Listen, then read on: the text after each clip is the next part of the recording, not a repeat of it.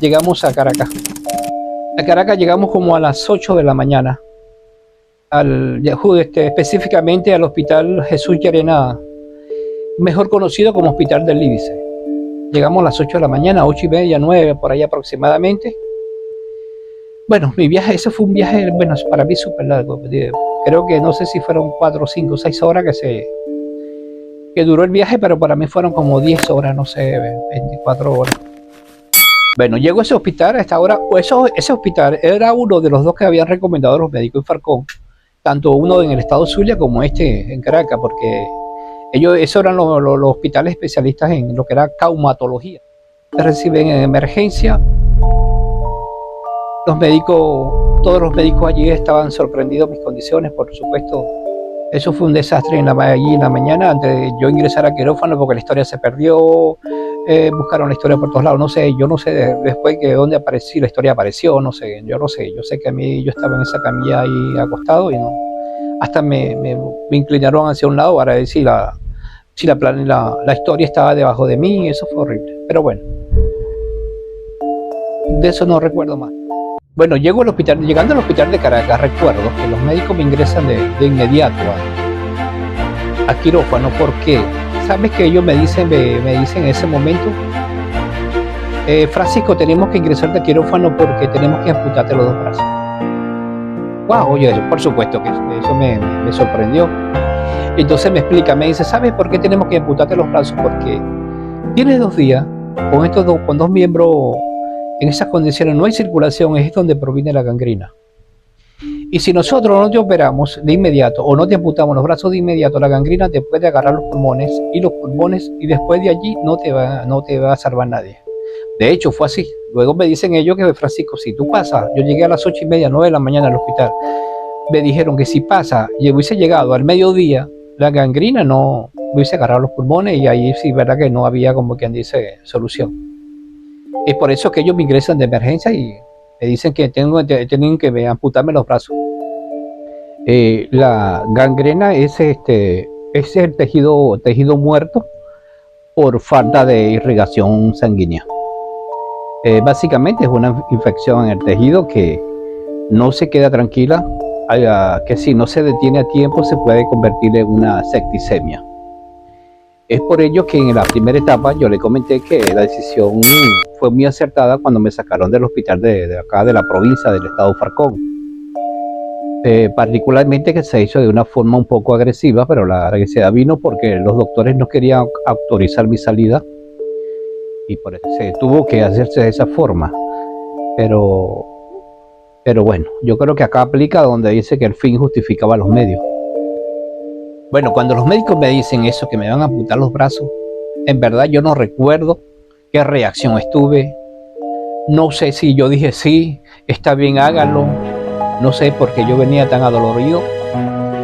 Y no sé, esa noticia no sé que era peor de como yo me sentía, esa noticia, yo creo que no podía distinguir una cosa de la otra.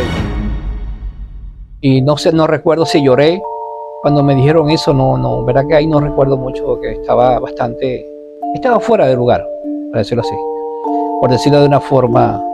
Así que bueno, no recuerdo. Bueno, ya recuerdo que cuando vuelvo a abrir mis ojos, tengo yo nuevamente conocimiento luego del ingreso a quirófano, ya despierto en terapia intensiva. Cuando abro mis ojos, que vuelvo, como quien dice, a estar consciente, cuando hago así, no veo mis 2 brazos, sino simplemente 2 vendados de cada lado. Wow, qué cosa tan traumático para mí, tan impactante. Y lo primero, yo no sé de dónde, yo miré eso y eso fue algo automático, de tantas cosas que estaba viviendo juntas que yo creo que no me había dado tiempo todavía de asimilar una cuando venía otra y otra y otra, y eso estaba como todo juntas, ¿no? Y cuando yo veo los mismos brazos, mira, eso fue como cuando uno rebosa algo. Eso fue de mis ojos, surgieron chorros de lágrimas, así, yo no emitía ningún ruido en el llanto, sino lágrimas como desbordadas lágrimas en cantidades, verme de los 2 brazos, se cruzaron tantas cosas al momento de mi cabeza. No sé, verme así, y ahora sin dos brazos. Estaba yo en ese momento cuando me despierto, no tenía a nadie a mi lado. Estaba yo solo, me despierto solo porque en terapia intensiva allí no puedes tener visitas o personas permanentes a tu lado y las enfermeras que están allí o el personal que está ahí está pendiente de cada de esas cosas. Abro mis ojos, estoy solo. Y eso era lágrimas y que no paraban y yo pensando en mi cerebro a la vez dando vueltas, funcionando, y ahora yo sin mis dos brazos, ¿qué voy a hacer? Dios mío, ahora no voy a servir para nada, o no sé, tantas cosas que se me vinieron en ese momento en la mente que yo no podía digerirlas, no podía asimilarlas, no, tantas preguntas, tantas interrogantes que no había respuesta, y lo que era solo llorar de esa forma que le dije, lloraba, lágrimas y lágrimas. Verdad que fue para mí un momento desesperante, como se lo dije, traumático, fuerte, impactó fuertemente en mí, que verdad que tantas cosas no encontraba qué hacer, verdad que me sentía en un momento, me llegué a sentir un momento de desespero, de tanto dolor o tanta porque antes, o sea, cuando me veía los brazos estaban quemados, los veía, estaban quemados, ok, están allí, pero los veo. Pero el no verlo ya, que no estaban, que era algo como que dice ya particularmente que yo no tenía la sospecha de que me lo iban a amputar, porque los médicos, ¿sabes que los médicos me dijeron, Francisco? ¿Qué les pasó a esos médicos allá? Ellos me dicen que por qué ellos tenían que haberlo cortado, o sea, ellos tienen su palabra, no me acuerdo la palabra científica ahora, pero es decir, tomar un bisturí y cortarlo, los brazos, para que la sangre circulara. Ellos me dijeron eso en Caracas, que tenían que haber hecho eso. Que quizás, si ellos hacen eso, mis brazos, obvio, me iban a quedar quemados, pero no me lo iban a amputar. Porque al ver yo cortarlo, ahí la circulación no se evita la gangrena. Bueno, y mi reacción al verme así sin dos brazos, por supuesto que me pasaron tantas cosas por mi cabeza. Francisco era una persona muy activa, trataba de cumplir con el 50% que le correspondía de independencia. Y digo el 50% porque nadie, creo, para mí una opinión muy personal, nadie es independiente al 100%. Yo digo que un 50%, porque siempre vamos a depender de algo o de alguien. Bueno, el trabajo que yo realizaba era un trabajo que concentraba muchos factores. Era conocimiento, herramientas, creatividad, conducción. O sea, concentraba muchas cosas que de por sí tenías que tratar de hacer lo más activo posible. Y entonces eso fue lo que me choqueó cuando me vi en esas condiciones sin mis dos brazos al momento que abrí mis ojos. Y yo, para lograr ese 50% de independencia, para las manos juega un papel fundamental. Bueno, resulta que, después, cuando ya los enfermeros ven que ya desperté, estoy en esas condiciones, se acercaron, por supuesto, a preguntarme qué me pasaba. Imagínense qué preguntas, ¿no? ¿Qué me sucedía? O sea, yo, por supuesto, que llamé, quería que alguien entrara, un familiar, alguien conocido. No sabía quién estaba allí, porque yo no sabía quién estaba afuera. Como les dije, estaba dentro de tanto dolor, verdad que no coordinaba, no sé, no, verdad que estaba bastante, sería la palabra, muy desubicado. Bueno, y entonces ingresaron la persona. Cuando empezaron a ingresar la persona, la primera persona que ingresó, por supuesto que ya yo estaba súper sensible, porque como le dije anteriormente, era lágrima, y por supuesto la persona que ingresó, era llorar y llorar. Y había muchas personas afuera que querían verme, pero en terapia intensiva permiten nada más 5 minutos a una persona y ya tienen que salirse. Y quizás por mis condiciones permitieron que ingresaran varias personas en ese momento, 5 minutos para cada uno, para que me vieran, me saludaran, y quizás yo viera también como quien dice, ese apoyo, ¿no? Que no estaba solo.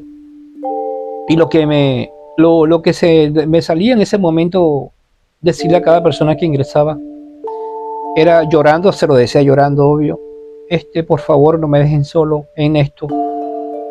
Porque mira, le decía a la persona, mira, quedé sin brazo y ahora no me dejen solo. O sea, se lo decía de esa forma, ¿verdad? Bastante llorando, dolido, a todos los que ingresaban y por supuesto que a ellos verme en esas condiciones, haber conocido a un Francisco unos días antes con sus dos brazos y sus dos piernas y verme en las condiciones que estaba, por supuesto que era inevitable que también ellos nos lloraran, no sé, las lágrimas no se les salieran. Y así pasé, siempre que veía a alguien nuevo que llegaba, nuevo digo yo que no había visto en esas condiciones, le decía lo mismo. Era una forma de yo buscar, como que dice, buscando apoyo, buscando que esas personas me dijeran, sí, Francisco, cuenta conmigo, no te vamos a dejar solo, porque era como, no sé, era una forma de yo buscar, como que dice, ese aliento, ¿no? Esa fuerza, ese apoyo espiritual, tanto espiritual, más que todo espiritual en ese momento, moral. Yo les pedía eso. En terapia intensiva, sabes que yo, aparte que estaba entubado, me tomaron la vía que me tomaban, como yo no tenía brazo, las vías que me las tomaban era acá de la yugular. Y eso era, cada 15 días me la rotaban, me la cambiaban de este lado a este lado, porque no tenía brazo. Eso era también un trauma más, porque cada vez que me iban a tomar una vía acá, eso era otra, como quien dice, otro trauma, porque el doctor tenía que tener bastante atino y en el sentido de un solo pinchazo agarrar la yugular para que no fuera tan traumático de que me fueran a pinchar varias veces, porque para el catéter que me colocaban allí, la aguja que utilizaban para tomarme esa vía, era una aguja bien larga, era una aguja como larguísima, era bien larga, y esa aguja la introducían allí en el cuello. Antes de introducir esa aguja, aplicaban anestesia con una inyectadora. Bueno, la aguja de la inyectadora entraba todo a mi cuello para yo anestesiar lo que era cerca de la yugular. Luego introducían ese catéter, una cosa bien largo, no sé, ese catéter, yo creo que esa aguja, de la aguja para introducir el catéter tenía como unos 15 centímetros de longitud. A veces tenía suerte cuando él coloca en ese catéter y ya daba directamente con la yugular. Cuando yo sentía el chorro de sangre que me caía acá en el hombro, acá en el trapecio, yo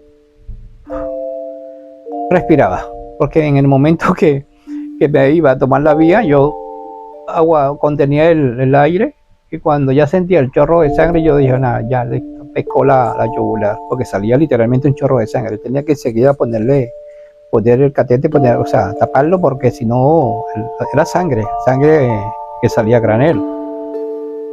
Y el catéter me lo fijaba de acá del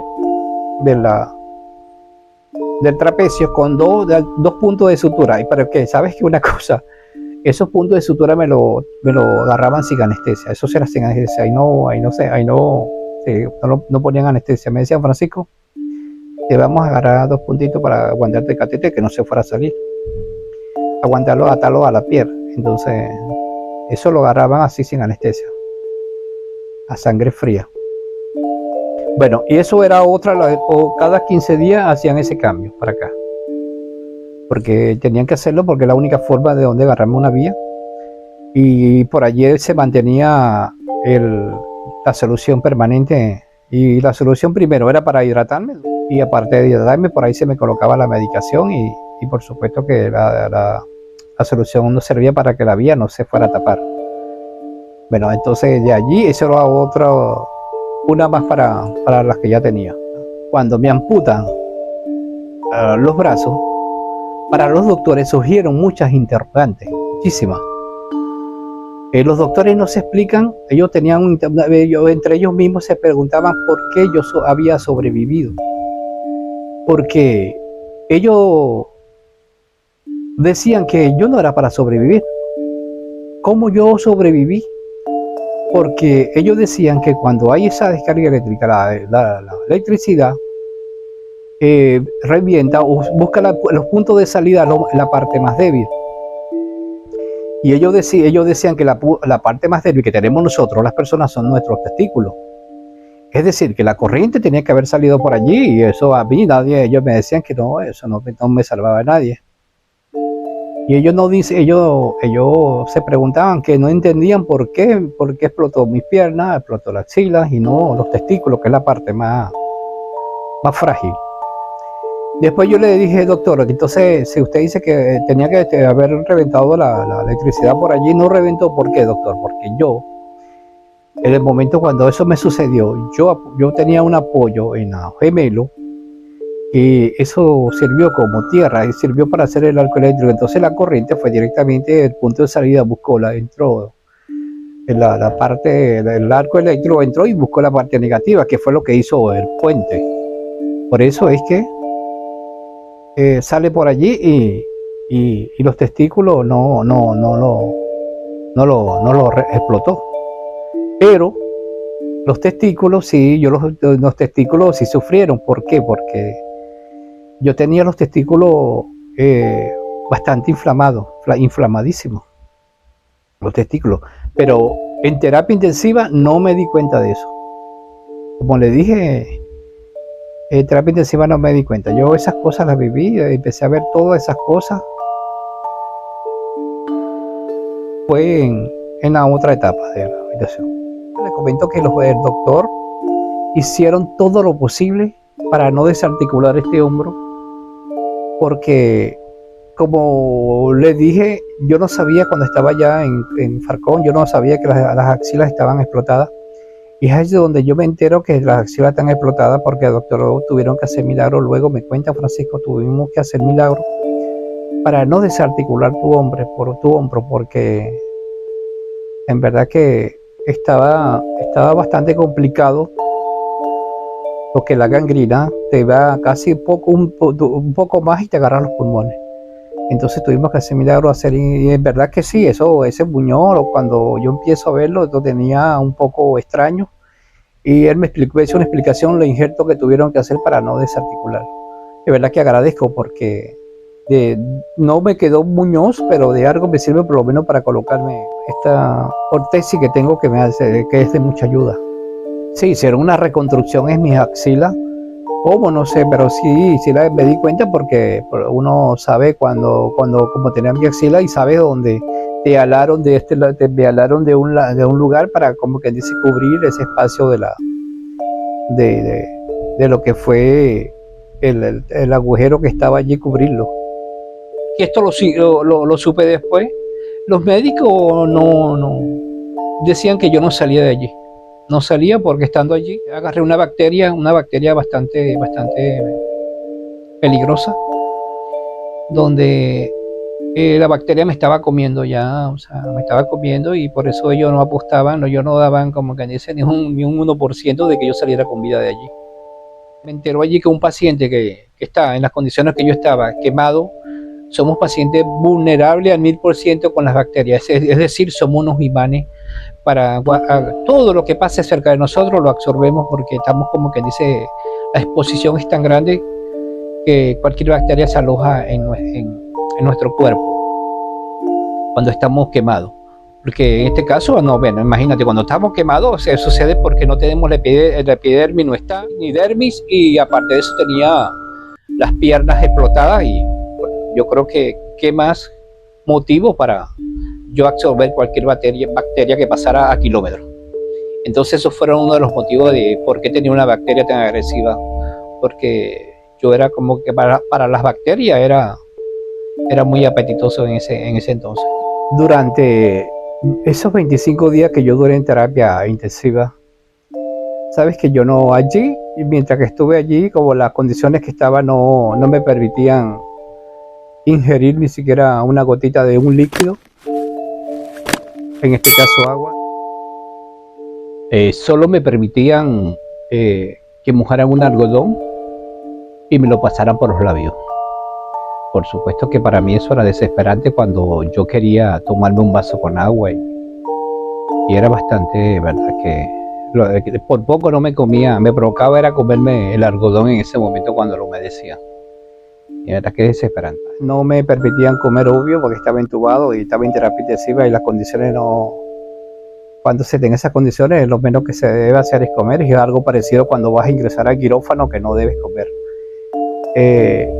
Yo tenía, en ese entonces pesaba, mi peso aproximado era de 83 kilos, más o menos. Allí creo haber perdido como unos 40 kilos durante esos 25 días. Como le dije, no comía, eso sí, permanentemente tenía una solución fisiológica, que era lo que me hidrataba y me mantenía hidratado.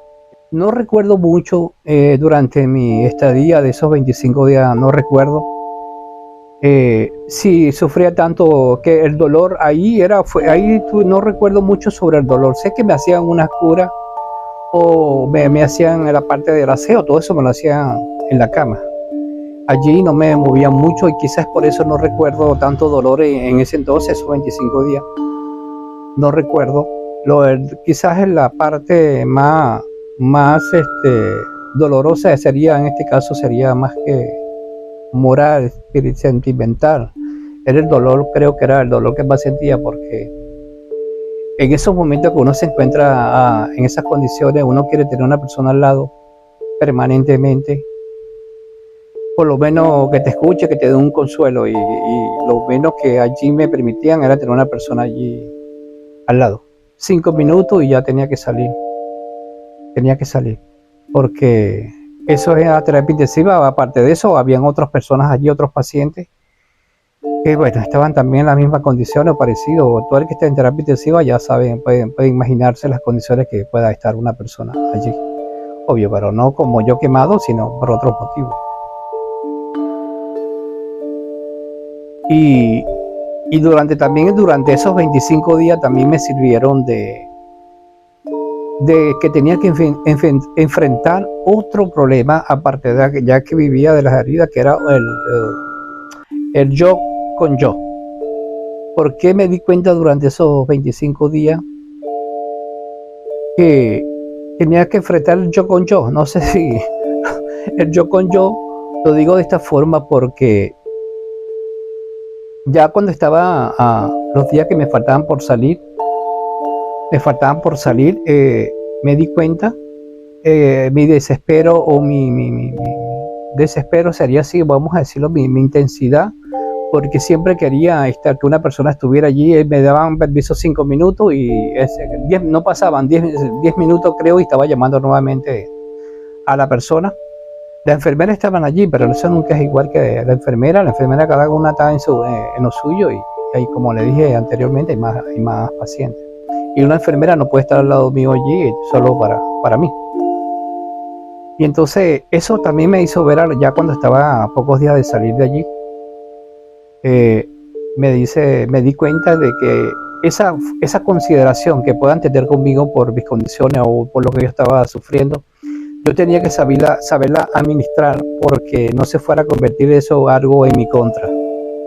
Y cuando digo esto, que se fuera a convertir algo en mi contra, no convertirme yo ya como quien dice una carga, un fastidio, porque cuando estamos así, particularmente que estaba como estaba, uno a veces tiene que tener un poco de empatía y en ese dolor o en esa angustia que estés viviendo, ponerte en el lado del lugar del otro, a ver qué tal. Sí, a ver, como si fuera uno, a ver si uno tolera todo eso, porque como le digo, me puse intenso porque la angustia, el dolor que estaba pasando era fuerte, pero obvio, eso era yo. Y eso a veces tenemos que controlarlo. Por eso le digo que ahí me di cuenta que tenía que empezar una lucha también yo con yo. Y recuerdo que cuando se llegó el día, que la enfermera me dice, creo que fue: Francisco, mañana parece que te van a bajar a piso. Obvio, después de toda esa tormenta que había pasado yo allí esos 25 días, mañana te vas a bajar a piso. Allá ella me dice, allá vas a estar mejor, porque allá vas a estar en un cuarto normal, vas a poder recibir visitas normalmente, vas a poder tener una persona a tu lado allí permanentemente. Y en verdad que, por supuesto que esa noticia a mí me vino, verdad que me emocionó, eso me cayó bien. Pero bueno, yo creo que ahí era como quien dice, comenzaba la verdadera historia de todo esto, ¿no? La parte fuerte, porque se finalizaba una etapa más allí y comenzaba otra. Pero creo que en la etapa que venía era la etapa, como quien dice, la parte más fuerte. Y cuando hablo de que quería tener una persona allí cerca en terapia intensiva,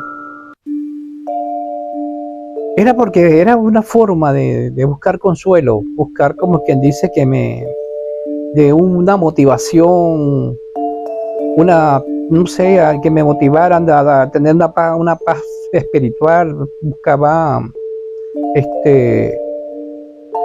que me dijeran por lo menos, bueno, Francisco, por allí vas a salir, vas a poder seguir hacia adelante. Particularmente que era difícil porque las personas que me fueron a visitar en ese momento en terapia intensiva, que le permitían 5 minutos, era algo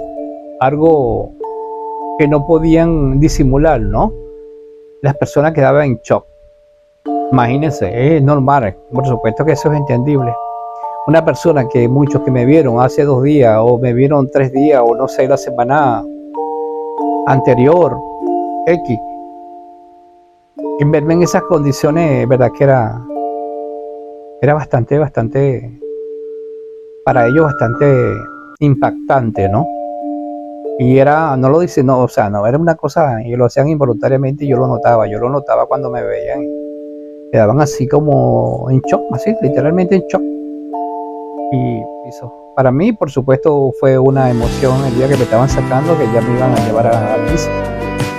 Y pensando me quedé con lo que me dijo la enfermera de que allá iba a tener visita normalmente y permanente, y alguien a mi lado allí permanentemente. Bueno, mis queridos aliados, bueno, ya aquí voy a la tercera etapa, así que les recuerdo, suscríbanse, los que no se hayan suscrito, darle a la manito me gusta, activen la campanita de notificaciones para que el algoritmo de YouTube se lo recomiende a más personas. Y acá la intención es que me brinden su apoyo para que mi autoestima se mantenga a este nivel que está, y finalizar esta historia de la mejor manera, hablando psicológicamente, porque como les dije anteriormente, es primera vez que la estoy reviviendo al 100%, y lo estoy haciendo de una forma, no es con 2 personas, 3 personas, sino que esto va a llegar a muchísimas personas.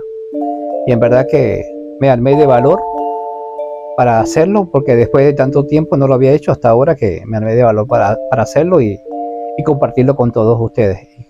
Así que ayúdenme de esa forma a lograr el objetivo que es que esto le llegue a muchísimas personas, para que conozcan mi caso y pueda que mi caso le pueda servir de algo. Bueno, mis queridos aliados, voy ya camino a mi tercera etapa. Me dirijo a lo que va a ser mi nuevo hogar por 1 año y 1 mes.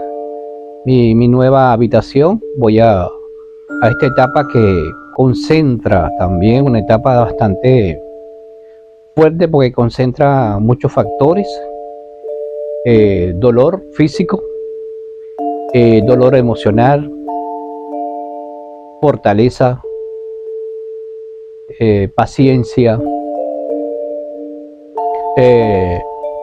resiliencia, decisiones, amputaciones, encierra muchísimas cosas que está en esta tercera etapa, que creo que es una de las más fuertes que me tocó vivir.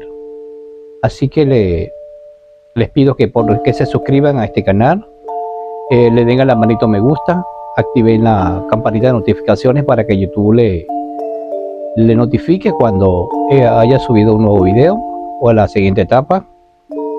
Y además YouTube se lo va a recomendar a muchas más personas. Así que solo me queda decirles que nos vemos en esta siguiente etapa, siempre y cuando Dios me lo permita. Bendiciones para todos. Hasta pronto.